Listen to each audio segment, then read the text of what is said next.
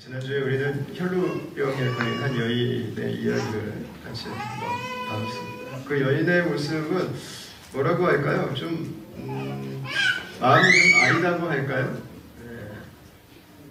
좀 짠하죠. 그냥 그 여인의 모습을 보고 있는 것만으로 좀 아픈 여인이에요. 인생이 아픈 여인, 마음이 아픈 여인이고, 그리고 고통 가운데 있는 여인이고, 바라보는 것만으로도 고통이 느껴지는 그런 여인입니다. 그 여인의 모습을 돌아보면 그 여인의 모습에는 두려움이 서려 있어요. 두려움이. 사람들 앞에 나가도 될까? 그 여인은 예수님께 나가서 간구조차 하지 못해요.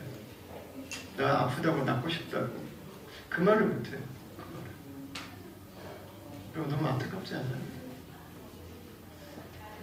아프다고 누구라도 할 수 있는 건데 누구라도 그 말을 못해요.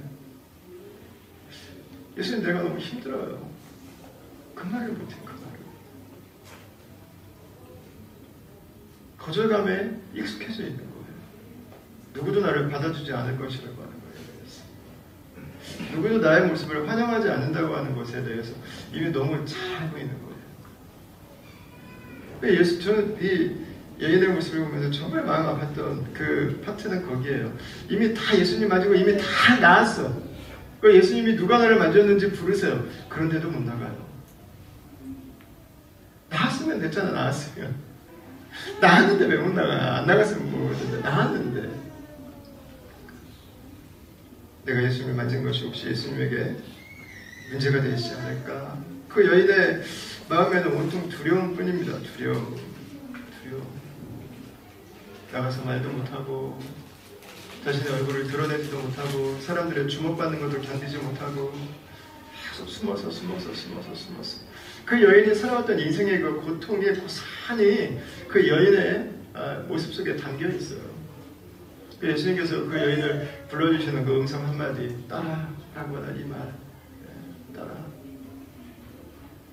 그 따라라고 하는 그 말 한마디는 사실 예수님께서 그 여인을 사람들은 버렸고 의학은 포기했고 종교는 금기시했고 저주를 명령했지만 그러나 하나님은 오늘도 그 여인을 품고 계시다고 하는, 하나님은 오늘도 그 여인을 사랑하고 있다고 하는 그것들을 보여주는 아주 그냥 굉장히 그 여인에게 있어서는 그 여인이 인생에 있어서 정말 듣고 싶었던 바로 그런 말일 수 있었죠. 얼마나 감사한지 모르겠어요.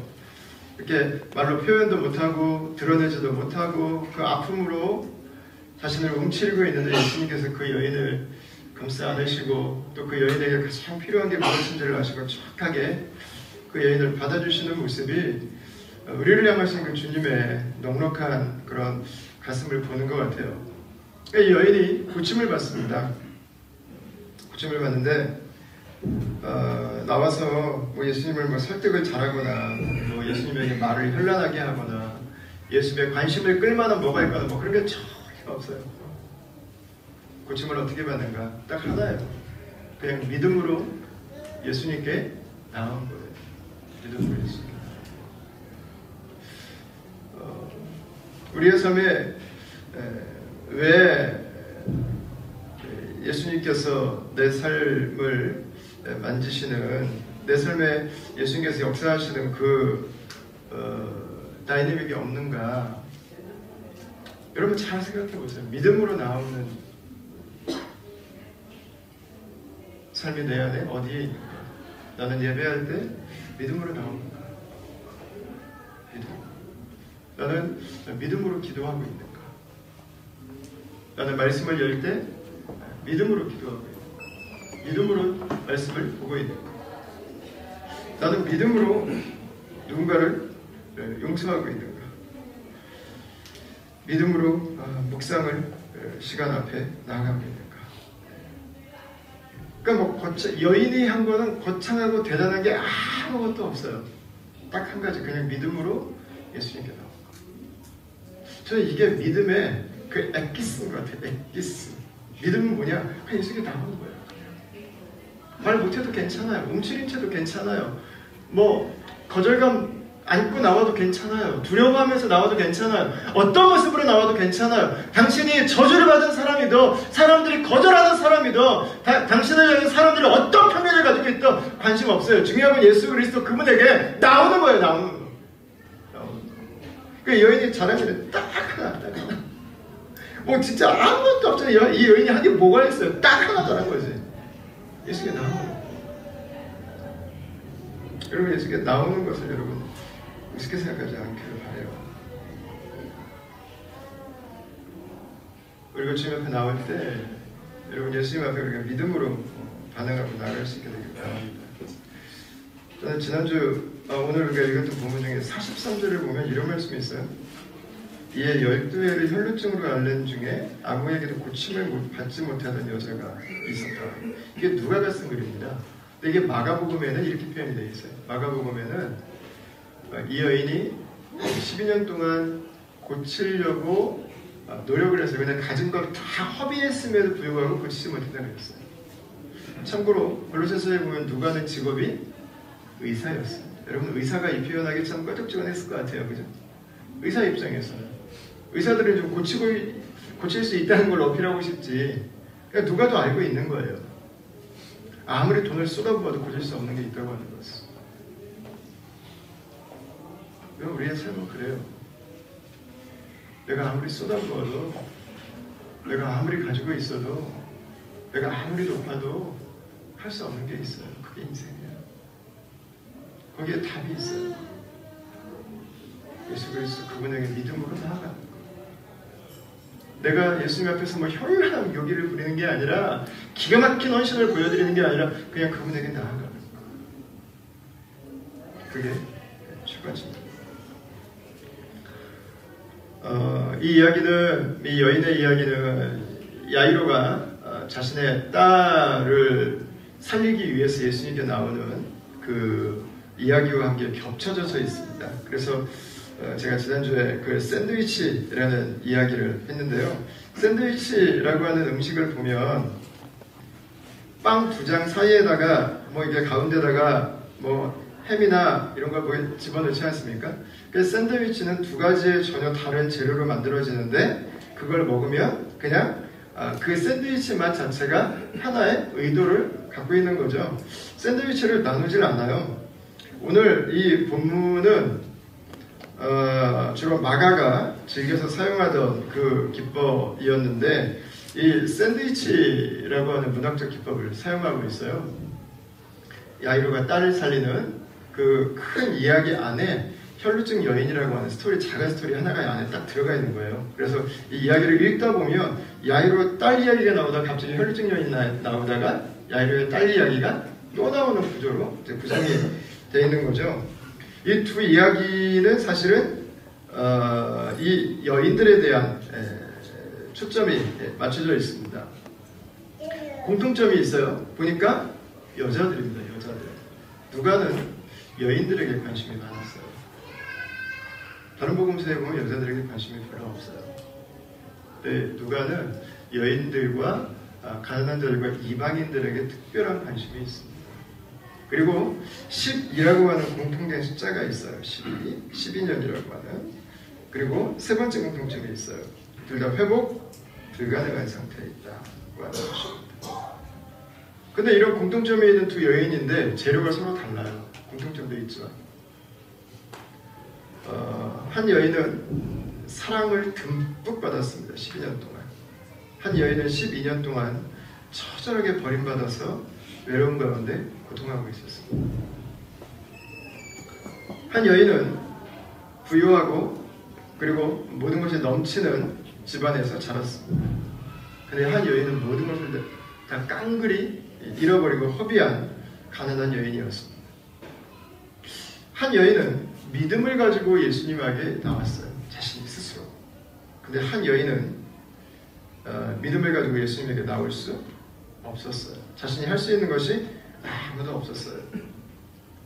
그래서 이 두 여인의 이야기를 기록을 하면서 샌드위치입니다. 한 가지의 의도와 목표를 가지고 있습니다. 이걸 샌드위치를 한 번에 비워 먹게 만들었어요. 여기에서 우리에게 보여주고 싶은 게 있는 거예요. 그 바로 믿음의 모습입니다. 믿음이 무엇인가? 우리가 믿음으로 살 때 우리에게 어떤 일이 일어나는가라고 하는 걸 두 여인을 통해서 보여주고 있습니다. 근데 사실은 엄밀하게 말하면 믿음의 모습은 아닙니다. 왜냐하면 그 믿음을 통해서 역사하시는 주체가 한 분이기 때문이에요. 그래서 이 두 가지의 스토리는 사실은 한 분을 우리에게 보여주고 있습니다. 그것은 예수 그리스도를 보여주고 있습니다. 예수님은 어떤 분이신가? 예수님은 믿음만 가지고 나온 아무것도 하지 않은 한 여인을 회복시켜 주셨어요. 살려주셨어요. 자, 특히 오늘 이 두 가지 이야기는 고대 사회에서는 특히 유대인들의 눈으로 보면 아주 중요한 의미를 지녀요. 오늘날의 눈으로도 마찬가지입니다. 여러분 손에 이렇게 면도칼 같은 걸로 이렇게 비워서 상처 나면 어떻게 하세요? 빨리 후시딘 바르시고 밴드에이드 붙이시죠? 이유가 뭡니까? 감염 때문에 그래요.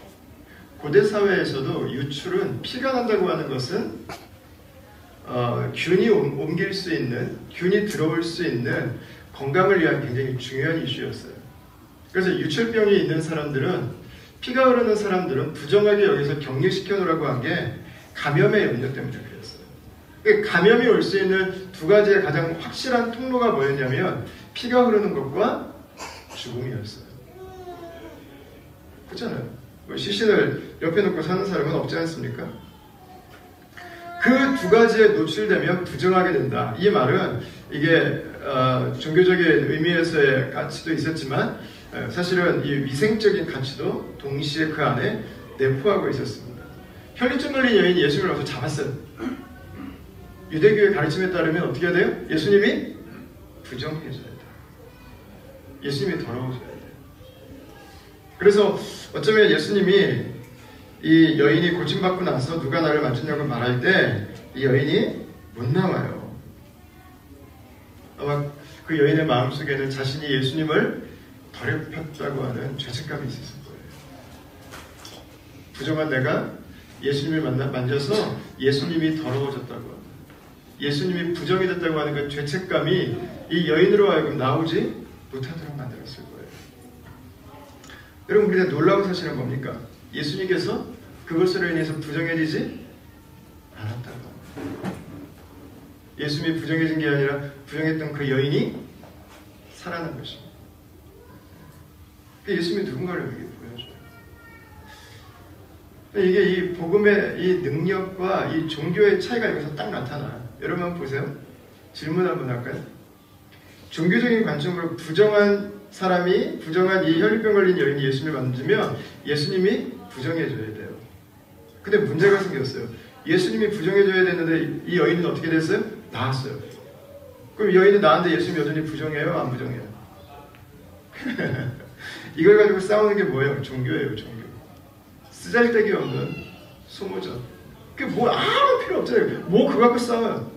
싸울 이슈가 아니에요. 예수님의 관심은 네가 오느냐 내가 오느냐 이 사람이 부정하냐 아니냐가 아니에요. 애초부터 아니에요. 예수님의 관심은 부정한 그 사람이 하나님의 능력으로 살아나는 거였어요. 살아나는 거. 생명이 전해지는 거. 예수님은 거기에 마음이 있었어요. 예수님이 종교적인 금기라고 하는 것을 넘어서서 이 여인을 깨끗하게 하신 거죠. 베드로전서 2장 22절에서 이런 말씀을 하고 있습니다.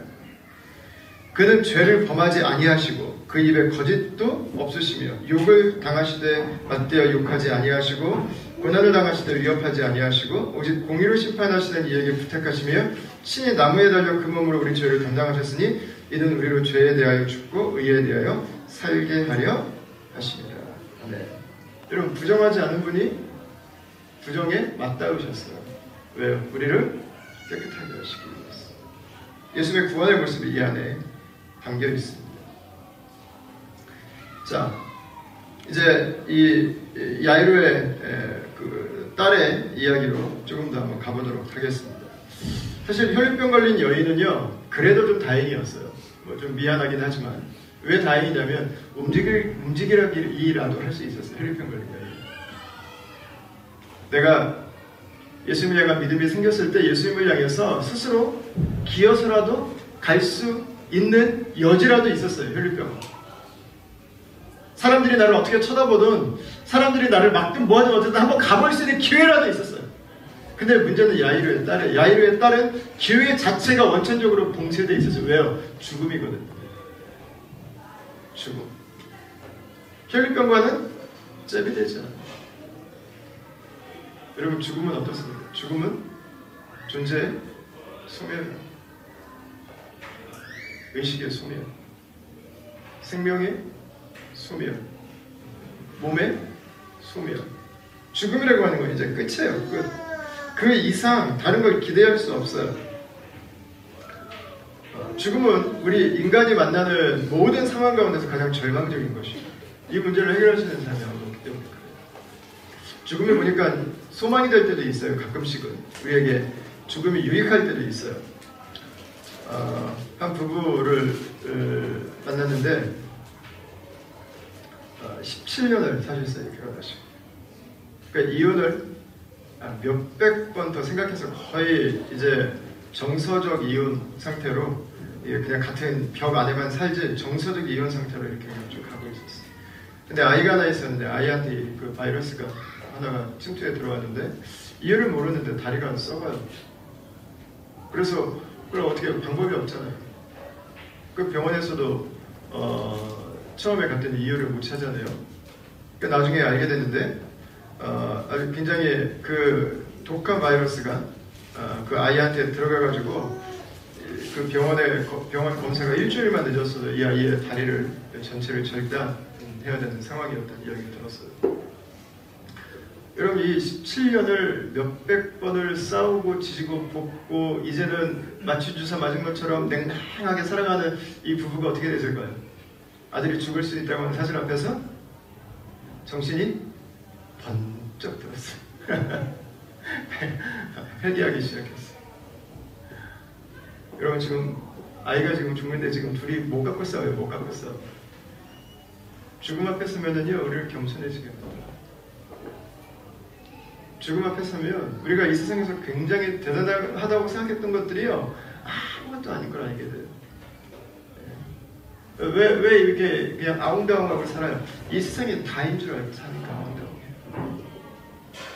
죽음 앞에 서면은 여러분 아웅다웅을 그렇게 하지 않아도 돼요. 예. 죽음 앞에 서면은요 우리의 삶이 정말 가벼워질 수 있어요. 정말 많은 것들을 내려놓고도 매이지 않고 살아갈 수 있어요. 죽음이 주는 그러니까 유익도 있어요. 감사하게 이 아이가 살았어요. 그리고 다리도 잘라내지 않았고 은혜죠, 은혜. 죽음이 우리에게 주는 축복 중에 하나였죠. 그러나 보통은 그렇지 않습니다. 12년을 키운 그 외동딸의 죽음 앞에서 제정신을 찾고 중심 잡는 것은 어려운 것입니다. 아버지도 예수님께 나오긴 했지만 아무 정신이 없었을 거예요. 그래도 아버지는 좀 나아요.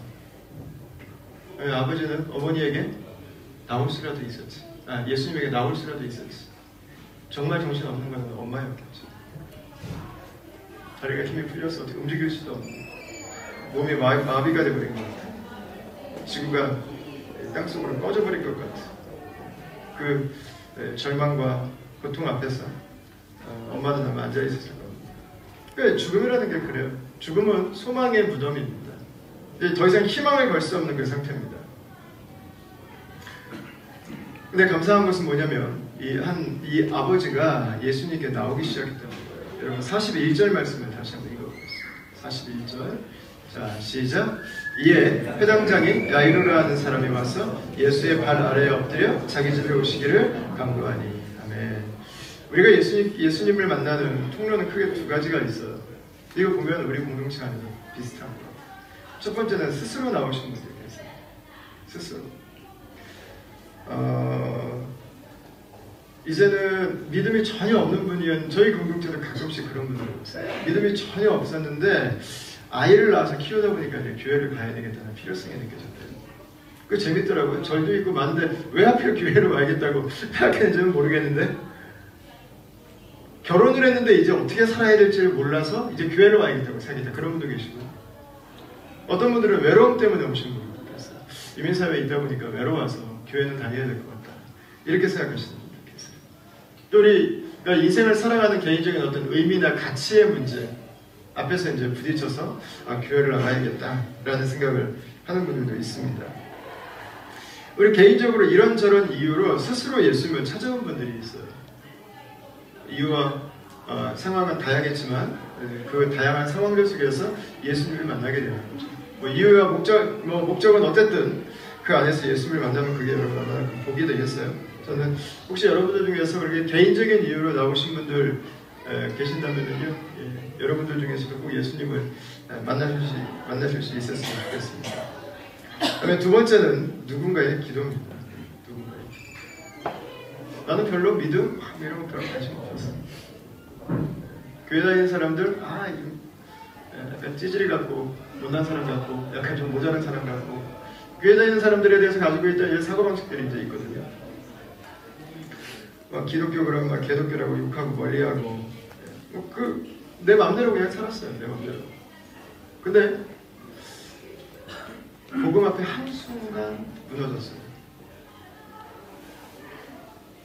여러분 우리 뒤에요. 예수님을 만난 것을 돌이켜보면 내 뒤에 나를 위해서 기도하는 사람들이 있어요. 그게 부모님이었다면 여러분 가장 행복한 사람. 여러분 선배나 여러분들의 친구들이나 아니면 여러분들을 찍어놓고 기도하던 누군가가 있었어요. 반드시 있었어요. 없는 사람 아무도 없어요. 내가 예수님 만나고 이만큼 내가 영적으로 자라면서 성장하면서 나를 가슴에 품고 하나님의 마음을 가지고 애통해하면서 나를 위해서 기도하고 무릎 꿇고 자기가 예수님 안 만나서 고통스러운 것처럼 자기가 예수님 없어서 아픈 것처럼 기도하는 사람이 있었기 때문에 우리가 여기까지 왔죠. 그냥 온 사람은 아무도 없어요. 두 여인의 모습이 우리가 살아가는 그 믿음의 모습을 그대로 딱 보여주고 있죠. 누군가 나를 위해서 기도하는 사람은 소망이 있습니다. 근데 내가 직접 찾아왔다. 아니면 누군가 나를 위해서 기도했다.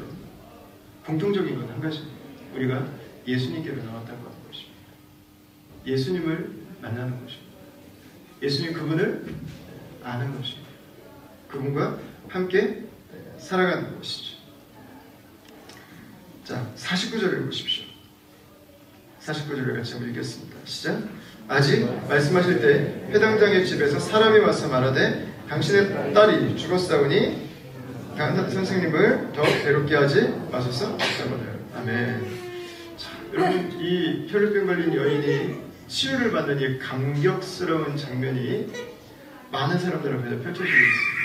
12년을 고통과 절망 속에 있던 여인이 회복되는 여러분 감동이잖아요. 감격이고 울컥한 거기에 있는 사람 여러분 누구라도 눈물을 흘리지 않을 수 없는 여러분 그런 사건입니다.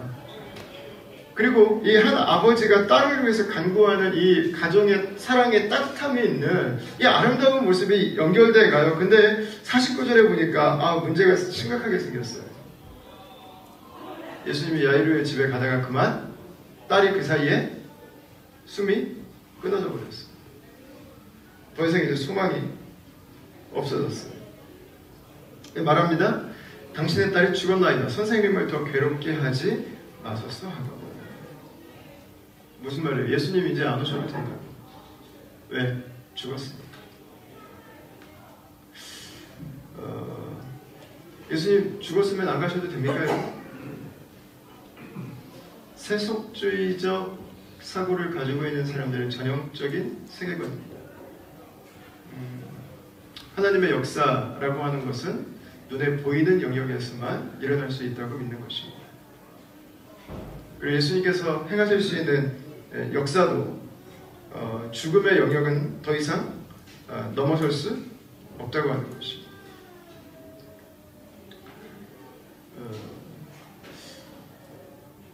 여러분 이 예수님이 어떤 분인지 아직 이 사람들이 잘 몰라서 나오는 그런 태도입니다. 굉장히 많은 그리스도인들의 삶은 사실 여기에 머물러 있습니다. 믿음을 가지고 살지만 그냥 세상적인 것에 믿음이 딱 결탁되어 있습니다. 그러니까 기도를 하지만 나의 관심이 온통 눈에 보이는 것 그 안에 다 머물러 있어요. 그 관심사를 벗어나지 못해요. 예수님은 그냥 이 세상에 있는 것의 문제를 해결해 주실 수 있는 분, 딱 그 정도예요. 그러나 예수님은 그 이상인 것을 오늘 본문에 우리에게 보여주고 있습니다. 저는 이 딸이 죽었다는 이야기를 듣고 생각해봤어요. 이 이야기를 들을 때 야이로의 마음이 어땠을까? 예수님 앞에서 기뻐하고 울고 있는 그 혈루병 걸린 여인을 바라보고 있지 않았을까? 내 딸이 살아야 되는데 저 여자가 살았지. 저 여자만 껴들지 않았어. 저 여자가 시간만 멈추지 않았어. 내 딸이 살 수 있어. 이게 세속주의적 마인드를 가진 사람들의 두 번째 사고방식이에요. 이게 뭡니까? 파이마인드. 네가 은혜 받으면 나에게는 은혜가 없고, 네가 이 축복 누리면 나에게는 이 축복은 찾아올 수 없다고 하는 거예요. 은혜도 막 쟁탈전이 벌어지는 쟁탈전. 그러니까 남의 은혜 받으면, 남의 하나님의 축복을 누리면 별로 기쁘지가 않아요. 나랑 별로 관계가 없으니까. 별로 행복하지가 않아요. 은혜 받았다고 그래도 막 잘난 척하고 남들 안 받은 은혜나 받았나, 뭐 마음이 기쁘지가 않아요. 여러분, 믿음의 마인드는 뭐예요? 하나님은 파이가 한 판밖에 없지만 그 위에 파이를 한 판을 더 줄 수 있는 거예요. 파이 마인드는 내가 두 쪽 먹으면 너는 한 쪽밖에 못 먹는다는 거예요. 딱 정해져 있어요. 이 세상 안에 딱 갇혀 있어요.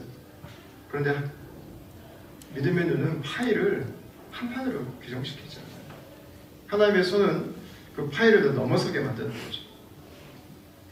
자, 여러분, 이 하나님의 역사는 세상 안에만 머무르는 것이다. 또 네가 하나님의 은혜를 하나 받으면 나는 그 하나님의 은혜를 받을 수 없다고 말하는 이 은혜에 대한 파이마인드. 여러분, 이런 것들이 어떻게 보면 읽으면 맞아요. 어떻게 보면. 근데 이 말이 지금 이 상황에서는 필요가 없는 말이에요. 자, 50절 말씀을 한번 보십시오. 50절을 같이 한번 보겠습니다. 시작. 예수께서 들으시고 이르시되 두려워하지 말고 믿기만 하라. 그리하면 딸이 구원을 얻으리라 하시고. 아멘. 자, 야이로는 죽음은 더 이상 돌이킬 수 없는 것이기 때문에 내 딸이 죽은 것으로 인한 두려움이 있어요. 그 딸을 볼 수 없다고 하는, 그 딸이 이제는 어둠의 세상으로 갔다고 하는 것에 대한 두려움이 있어요. 근데 예수님께서 그 야이로에게 말씀하세요. 뭐라고? 두려워하지 말고 믿기만 하라고. 왜 믿기만 하라고 예수님 말씀하셨을까요? 믿음이 뭐길래? 왜 믿기만 하라고 했을까? 여러분, 이거를 어렵게 설명할 필요가 하나도 없어요. 왜냐면 야이로는 믿음이 뭔지를 48절에 이미 봤어요. 직전에 봤어요. 누구를 통해서? 자기가 지금 가재미를 두고 쳐다보고 있는 바로 그 여인을 통해서 믿음이 뭔지를 봤어요. 48절을 한번 보겠습니다. 같이 읽겠습니다. 시작. 예수께서 이르시되 딸아, 내 믿음이 너를 구원하였으니 평안히 가라 하시더라. 아멘. 아, 이게 믿음이었어요. 이게 믿음. 이게 믿음. 믿음은 뭐예요? 딴 게 아니에요.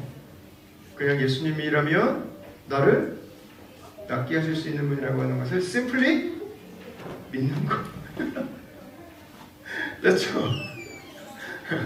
여기 설명이 필요 없어요. 더 이상 설명이 필요 없어. 봤는데 뭐 어렵고 복잡한 문제가 하나도 아니에요. 좀 전에 그 여자가 나 믿었잖아. 그래서 살았잖아. 그럼 나를 믿으라고. 야이로는 두려워할 필요가 없어요. 염려할 필요가 없어요. 파이 마인드를 가질 필요가 없어요. 예수님께서 이 땅에 있는 것들만 해결해 줄 수 있는 분이라고 하는 것을 생각할 필요가 없어요. 왜? 예수님이 누구신지 이제 진짜 드러날 거니까.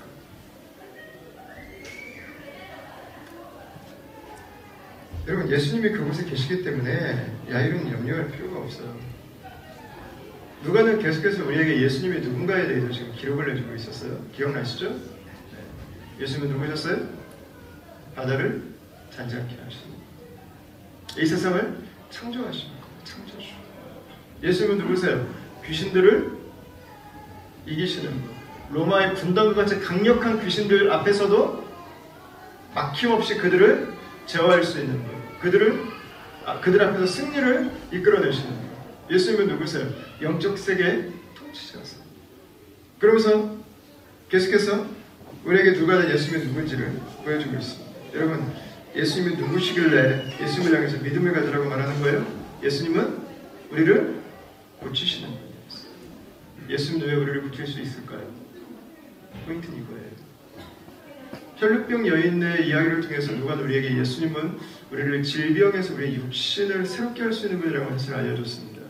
근데 야이로 사건에서 누가 한 단계 더 나가요. 예수님은 우리의 몸만 고치는 분이 아니라 예수님은 죽음에서 우리를 살리시는 분이세요. 왜 우리를 살릴 수 있습니까? 그분은 생명의 창조자시기 때문에 그렇습니다. 생명의 근원이기 때문에 그렇습니다. 그래서 예수님 말씀하시는 거예요. 두려워하지 마라. 그래서 예수님 말씀하시는 거예요. 믿기만 하라. 생명을 만드신 분이 거기 옆에 있으니까, 생명을 주시는 분이 거기 계시니까, 진흙을 사람으로 일으켜 세운 분이 거기 계시니까 죽었어도 염려하지 말라고, 두려워하지 말라고요. 예수님을 심플리 믿기만 하라고, 신뢰하라. 예수님은 누구세요? 생명의 창조자. 그래서 예수님이 요한복음 14장 6절에서 말씀하시는 거예요. 예수께서 이르시되 내가 곧 길이요 진리요 무엇이라고요? 생명이라고요. 생명. 생명은 어디에 있습니까? 생명은 어디에 있습니까? 생명은 예수님에게 있습니다. 예수님. 우리가 몇 가지 일을 하면 생명을 얻습니까? 구원을 얻기, 생명을 얻기 위한 12단계 그런 게 존재하나요? 그렇지 않아요. 생명을 어떻게 얻습니까? 심플합니다. 예수님이 생명이 있어요. 누가 생명을 얻고 있어요? 예수님이 내 안에 계시면 생명이 있는 것이고, 예수님이 내 안에 계시지 않으면 생명은 없는 거예요.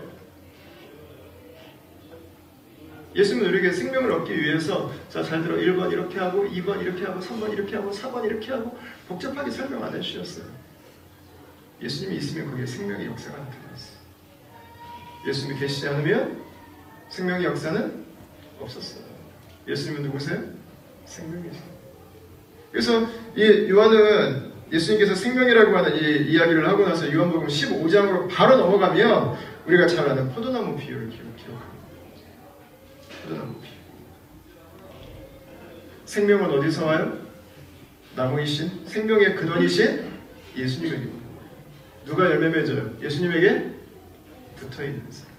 예수님 안에 있는 사람. 그 사람이 생명을 가지고 있는 것입니다. 여러분, 내가 생명을 가지고 있다고 착각하지 마세요. 내 믿음이 생명이라고 착각하지 마세요. 어느 날 믿었다 어느 날 안 믿었다 그러면 생명이 있다 없다 그래요? 그렇지 않아요. 예수님의 생명이 있어요. 예수님의 생명. 우리는 흔들릴 수 있어요. 우리는 죄의 유혹 앞에 넘어질 수도 있어요. 우리는 예수님에 대해서 연약할 수 있습니다. 우리는 때로 무너질 수도 있습니다. 그러나 우리의 구원은 흔들리지 않습니다. 왜요? 예수님께서 내 안에 계시기 때문에. 예수님의 생명이에요. 예수님의 생명. 대가합니다. 저는 여러분 안에 그 예수님께서 날마다 거하는 삶을 살아가시길 축원합니다. 이미 누가는 예수님의 생명이신 것을 한번 기록했어요. 언제? 나인 성에서. 과부의 아들이 죽은 채로 예수님께로 오고 있었습니다. 예수님께서 나인이라고 하는 성으로 가고 있는데, 예수님께서 그 아들을 살려주셨습니다. 여러분, 뭐와 뭐가 만난 거예요? 생명과 죽음이 만난 거예요. 죄와 하나님의 영원한 생명이 만난 거예요. 근데 게임이 너무 싱겁게 끝나버렸어. 죽어있던 그 소년이 그 자리에서 일어났어요. 여러분, 예수님은 죽음을 이기시는 분입니다. 예수님은 죽음을 정복하신 분입니다. 예수님은 바로 그 생명으로 오늘 우리와 함께하고 계신 분이신 것입니다. 저는 오늘 말씀을 읽으면서 가장 감동적인 부분이 54절입니다. 말씀이 길지만 이 말씀을 같이 한번 좀 읽어보겠습니다. 자, 같이 읽겠습니다. 시작.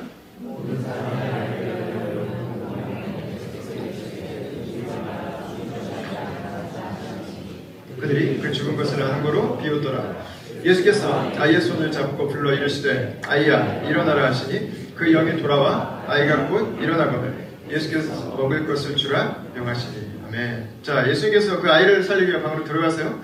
그 사람들에게 아이가 죽은 것이 아니라 잔다 이렇게 말씀하세요. 그리고 부모와 함께 3명의 제자가 예수님 쪽으로 들어가셨습니다. 그리고 나서 예수님께서 하신 일입니다. 예수님은 죽어있는 아이의 손을 잡으셨습니다. 그 여인은 부정한 여인이었습니다. 스스로 자기 발로 찾아와서 예수님을 잡았습니다. 그런데 나왔어요. 여러분, 예수님께서 이제는 어떻게 하고 계세요? 죽음은, 시신은 부정한 것입니다. 앉으면 안 돼요. 어떻게 해요? 스스로 걸어가셔서 죽은 아이의 손을 잡으셨어요. 예수님께서 부정해 주셨어요? 아니요. 그 아이가 살아났어요. 여러분, 예수님은 죽음을 이기십니다. 예수님은 종교의 금기에 매여 있지 않으셨어요. 예수님은 그 아이에게 마른 진흙덩어리에게 넣었던 그 영원한 생기를 다시금 불어 넣어주신 것입니다.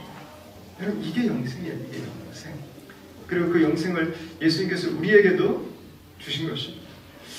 이 예수님께서 이 아이가 죽은 것이 아니라 잔다 그리고 들어갈 때 사람들이 예수님을 막 비웃습니다. 근데 예수님은 아랑곳하지 않고 들어가서 그 아이의 손을 잡아서 일으키셨습니다. 여러분, 비우는 건 누가 누구를 비웃어야 돼요?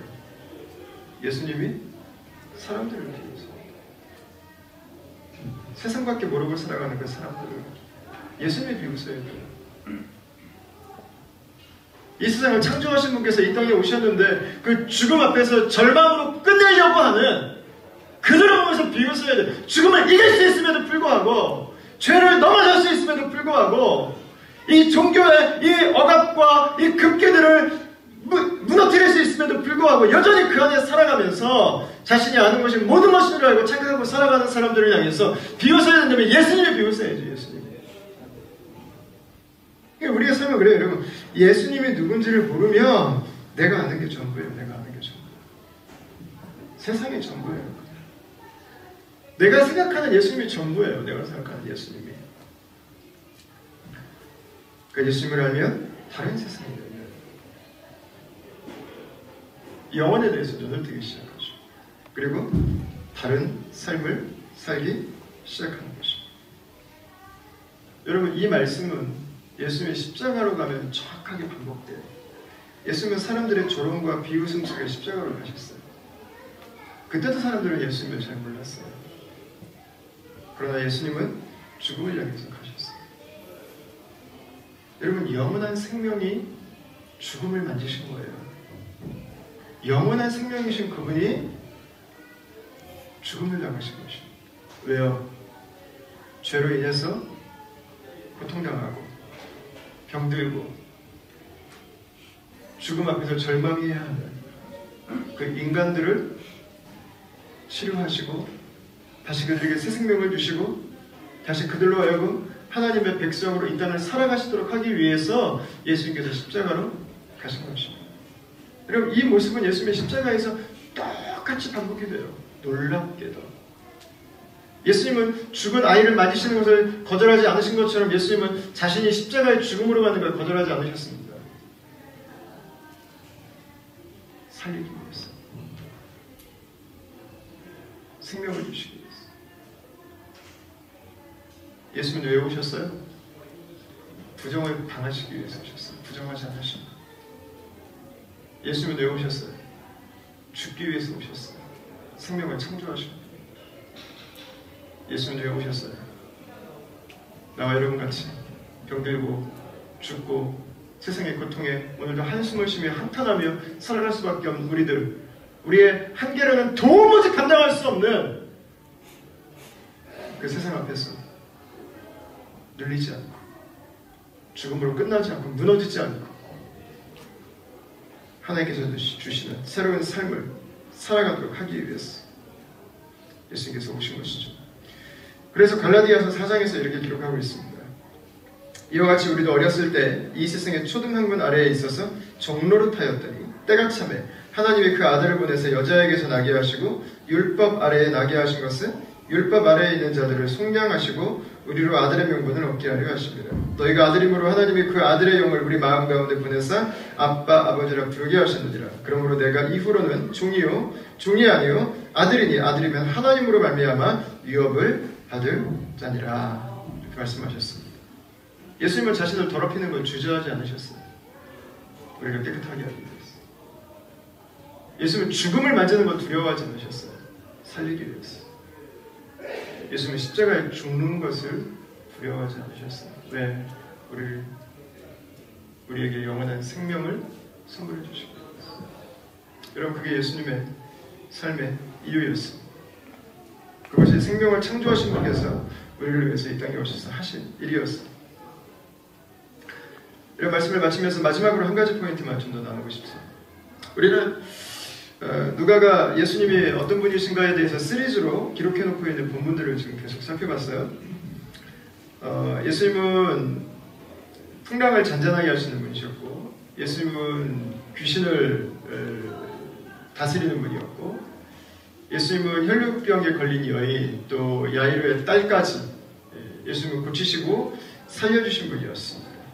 계속해서 이 누가는 예수님이 어떤 분이신지, 우리가 왜 그분 앞에 나와야 되는지, 우리가 그분을 어떻게 대해야 되는지에 대해서 우리에게 요청을 하고 있어요. 믿음으로 우리가 예수님 앞에 나올 것을 계속해서 요청하고 있습니다. 그런데 네 가지의 본문에 예수님께 나아가는 사람들의 삶의 공통된 패턴이 하나 있습니다. 그게 뭐냐면 그들은 예수님이 옆에 계셨지만 예수님에게 의지적으로 찾아 나섰다고 합니다. 여러분, 예수님이 옆에 계시지만 풍랑이 일어났어요. 귀신들이 예수님을 보자마자 도망간 게 아니었어요. 혈루병이 여인이 침대에 누워있는 나간 게 아니었어요. 아이가 예수님께서 찾아갈 때 나왔어요. 여러분, 뭐예요?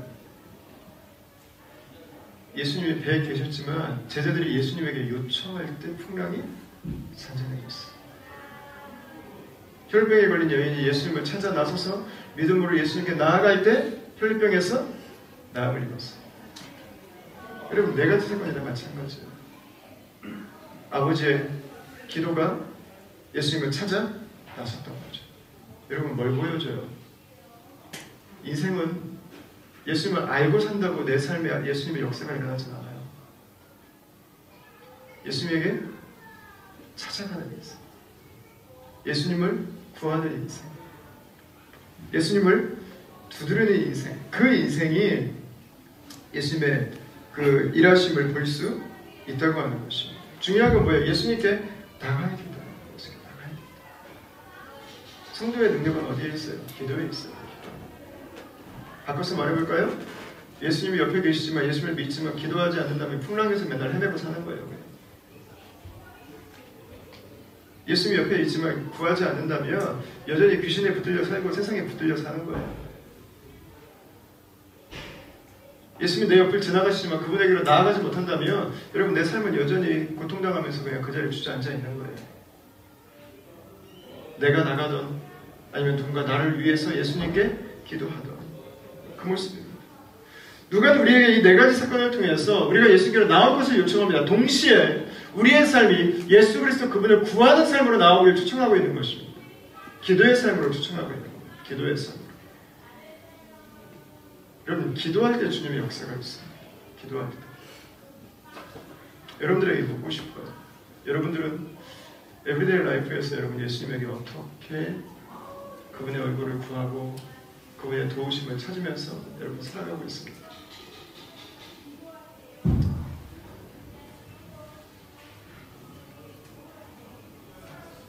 교회는 이 세상의 생명의 공동체입니다. 교회가 이 세상에 소망이 될 수 있는 이유는 예수 그리스도의 생명이 우리 안에 있기 때문입니다. 그러니까 어떻게 예수님의 생명이 교회를 통해서 이 세상에 드러날 수 있어요? 기도가 필요합니다. 교회가 기도할 때 주님의 역사가 일어나는 것입니다. 알고 있다고 되지 않아요. 많이 배웠다고 되지 않아요? 엎드려서 구하는 사람. 나를 위해 구할 뿐 아니라 누군가를 위해서 기도할 때 그 사람의 삶에 주님의 역사가 나타나게 되어 있어요. 여러분, 이런 면으로 본다면 저는 우리 공동체 안에 각성이 필요한 시점인 것 같아요. 각성. 교회는 예산이 얼마냐로 하나님의 역사를 경험하지 않아요. 교회는 사람이 몇 명이냐로 하나님의 역사를 경험하지 않아요. 교회의 파워는 기도에 있어요. 기도. 우리가 예수 그리스도 그분을 구할 때 주님께서 우리를 통해서 일하시는 것입니다. 여러분, 혹시 우리의 삶에서 기도 못할 것에 대한 이유가 너무 정당화되지 않은지 여러분 한번 돌아보십시오.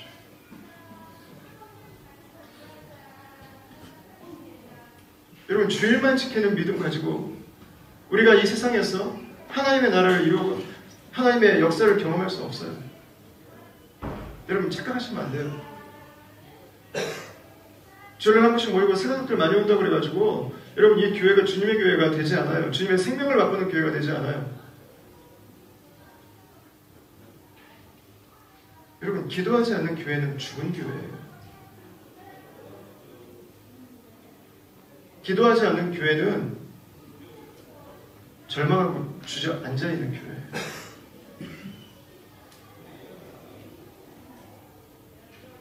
여러분, 기도할 수 있는 시간들을 여러분 만드십시오. 공동체의 기도를 소중히 여기십시오. 이 교회가 혈병 걸린 여인처럼 구석에서 절망하고 앉아있는 교회가 되기를 원치 않으신다. 이 교회가 이 세상에서 죽어있는 것처럼 무기력하게 아무것도 할 수 없는 영적인 무능함에 빠져서 이 세상에 대한 한탄과 원망으로 모이면 안 된다고 하는, 모이면은 세상에 짓눌린 그 고통으로만 한풀이로 끝나버리는 교회가 되지 않길 기대하신다면 여러분, 기도하십시오. 공동체의 기도를 소중하게 생각하십시오. 여러분, 보이는 거에 속지 마세요. 기도가 없으면 교회는 이미 끝난 거예요. 이미 사단의 밤이에요. 기도가 없이 주님의 나라를, 주님의 뜻을 이룰 수 있는 교회는 세상에 존재하지 않아요.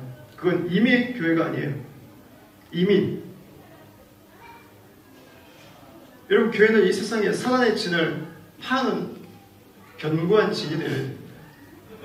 교회는 이 세상에 고통당하는 사람들에게 예수 그리스도의 생명을 전해주는 곳이 되어야 됩니다. 교회는 이 세상에서 인생에 죽어있는 사람들, 마음이 죽어있는 사람들, 영적으로 죽어있는 사람들을 향해서 예수 그리스도의 생명을 전해줄 수 있는 공동체가 되어야 됩니다. 근데 교회가 세상의 노예가 돼가지고 무슨 주의 역사가 일어나요? 하나님의 일들을 어떻게 기대할 수 있겠어? 여러분, 여러분들이 사람들을 섬기는 사역들을 하고 계신다면 토요일에 새벽에 꼭 나오세요. 평일날에도 하루 이틀씩 구별해서 나오세요. 여러분, 기도 안 하는 것들이 자꾸 이유가 되지 않도록 하십시오. 기도가 없이 세워질 수 있는 교회는 존재하지 않습니다. 기도가 없이 하나님께서 우리 가운데 일하심을 기대하는 것은 사단에게 속고 있는 것입니다. 이런 말씀을 마쳐야 될 것 같습니다. 오늘 이 누가의 4가지의 말씀을 통해서 예수님께서 보면 우리에게 예수님이 어떤 분이신지를 알려주고 있습니다. 여러분, 저는 여러분들이 그 예수님을 향해서 나아갈 수 있게 되기를 바랍니다. 마음을 열고 그분을 믿으시기를 바라고요. 또 여러분께서 이미 예수님을 믿으신다면 저는 여러분들이 기도의 삶으로 나아가게 되기를 바랍니다. 아멘이 아무도 없으시군요. 저는 여러분들이 기도하는 삶을 살게 되기를 바랍니다. 사단의 밥이 되지 않기를 바랍니다. 교회가 세상에 짓밟히는 모습은 여러분 쉽습니다. 기도하지 않으면 됩니다. 하나님의 영광을 구하지 않은 공동체는 이미 세상의 밥과 다르지 않습니다. 여러분, 기도하기 위해서 세상을 조롱하십시오. 여러분, 기도하기 위해서 잠을 비웃으십시오. 이 교회가 주님의 공동체로 나아가길 여러분 소원하는 큰 마음을 가지고 세상의 죄로 인해서 고통당하는 세상이 예수 그리스도의 그 생명을 경험하는 통로로 쓰임받기 위해서 나 개인의 기도 제목들을 가지고 내 옆에 있는 누군가의 그 아픔들을 함께 돌아보면서 여러분 기도하십시오. 역사는 기도할 때 일어납니다. 저와 여러분들의 무릎이 강건해지고 우리의 기도가 주님 앞에 새로워지는 그런 출발점이 되는 은혜가 있게 되길 주의 이름으로 축원합니다.